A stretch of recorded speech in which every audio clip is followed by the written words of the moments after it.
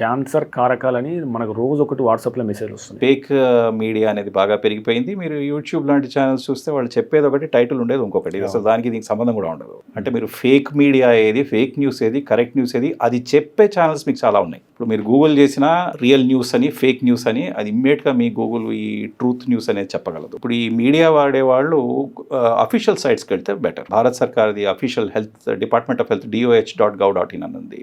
అది మంచి సైటే. భారతదేశానికి సంబంధించినటువంటి హెల్త్ ఇన్ఫర్మేషన్ చాలా ఉంటుంది దాని లోపల. వెస్ట్రన్ సైట్స్ కావాలంటే cancer.gov అని, cancer.edu అని ఉన్నాయి. అవి ఏంటంటే ఇప్పుడు American cancer society, national institute of cancers వాళ్ళ వెబ్సైట్స్. ఇందులో కూడా ఇదేదో తింటే క్యాన్సర్ తక్కువ అవుతట్టు అంటున్నారు, మరి తినచ్చా తినకూడదా అంటే అట్లాంటి క్వశ్చన్స్ కూడా వాళ్ళు అడ్రస్ చేస్తారు.